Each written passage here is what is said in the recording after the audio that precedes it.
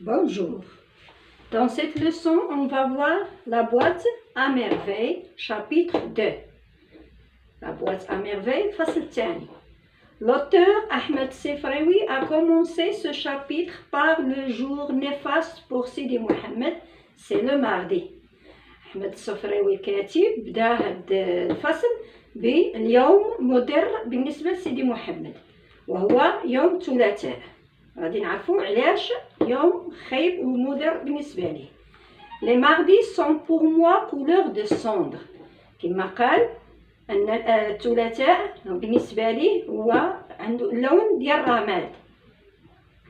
Le mardi c'est le jour de récitation du Coran en Sid. نشوفوا بأن يوم الثلاثاء هو اليوم اللي غادي يعرضوا فيه القرآن في المسجد. Le narrateur, comme les autres enfants, doivent réciter les chapitres du Coran appris depuis l'entrée à l'école. Sinon, le fqih les punit par la baguette de Cognassé. Le narrateur, بحالو بحال جميع الأطفال سيدي محمد بحالو بحال جميع الأطفال خاصهم يعرضوا القرآن اللي حفظوه من أول السنة. ولما عرضوش الفقيه غادي يعاقبهم بلا باغيت دو كونياسي هي حصى ديال السفرجل. سيدي محمد ا تري بور دو لا باغيت. سيدي محمد كيخاف بزاف من هاد لا باغيت من هاد العصا كار elle lui cause la douleur et la souffrance لان كتخلق ليه الالام والعذاب في الجسم ديالو، خاصه ان الجسم كيحس بجسم فاشل وما قادرش يتحمل هاد العصا.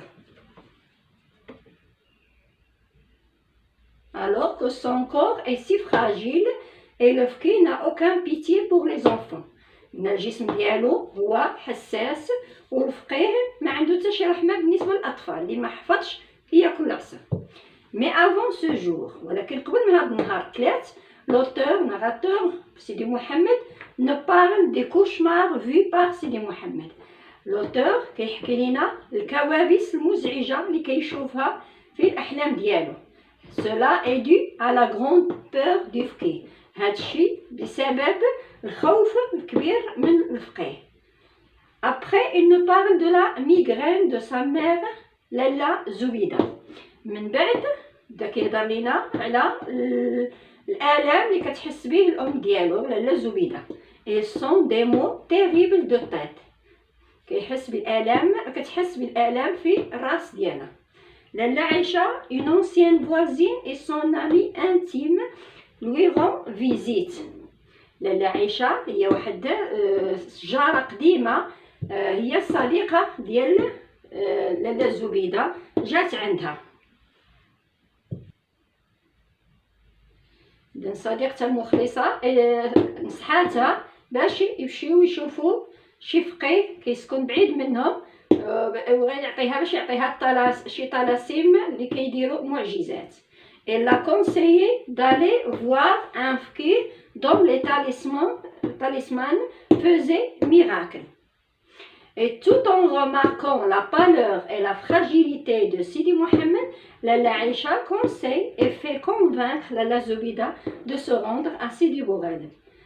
وخاصة أنها لاحظت أن سيدي محمد شاحب ومريض وعيان وضعيف، نصحاتها وقنعتها باش تمشي تزور سيدي بوغالي pour faire boire son fils de l'eau sanctuaire afin de retrouver son aisance, sa force et sa joie. باش يمشي يزور هاد الصالح باش ولدها يشرب الماء باش يسترجع القوة ديالو والفرحة لأنه كيحس بالتعاسة وبالهوان في الصحة ديالو. Là-bas, Sidi Mohamed fait griffer par un chat. Il se sent douloureux. Il pleure sans cesse. Tout le monde essaie de le calmer, mais en vain. هناك سيدي محمد مشاتو واحد القطة كيحس بالآلام، كيبقى يبكي بزاف والكل حاول يهدئه ولكن بدون جدوى. Le père demande à sa femme de ne pas envoyer Sidi Mohamed à l'école car elle est trop fatiguée. والاب ديالو نصح الام باش ما ترسلش ولدها للمدرسه لانه عيان ومتعوب. Après, il nous parle de la matinée des voisinages. من بعد بدا كيتكلم لينا على الغد الصباح ديال الجارات، كيفاش كل جاره كدوز الصباح ديالها. عندنا هنايا لو مومون دو لو ريفي، وقت ديال الفياق ديالهم.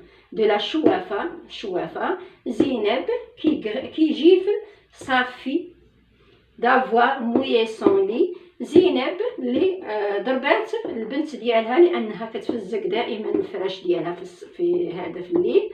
il parle aussi de فاطمه البزيويه شاكان ان سون تور. اذا بدا كيهضر لنا على الجارات كاملين كيفاش كيفيقوا كيفاش كيدوزوا الصباح ديالهم، كل واحد بالدور ديالو. لوي سيدي محمد se sent comme un prince car c'est le jour de son congé. هو بالنسبه لي سيدي محمد كيحس بانه بحال شي امير، لان داك النهار ما غادي يدير فيه والو، هو النهار ديال الراحه. et se sent heureux loin du فقيه et de sa baguette de كونياسي، انه كيحس بالسعاده لانه بعيد على الفقيه وعلى العصا ديال ديك السفرجل اللي كيسلخهم بها. ايضا كيتكلم لينا من بعد على ديك سابوات اميرفي، انه لقى واحد الدجاجه وحاول يخشيها في ديك لابوات اميرفي، امو كتنصحو باش يبعد من هذاك انه غادي يجرحها. والان كنتمنى الدرس يكون نال اعجابكم، وهذا الشيء يقدر يكون في سيتوياسيون دي تيكست، كنحتاجوه في لي سيتوياسيون دي تيكست، يعني كاع الاحداث خاصنا نعرفوها، وخاصكم تحاولوا تقراو القصه شويه بشويه باش تعرفوا الاحداث بالكامل. وكنتمنى الدرس ينال اعجابكم، وفي الدرس القادم ان شاء الله، وشكرا.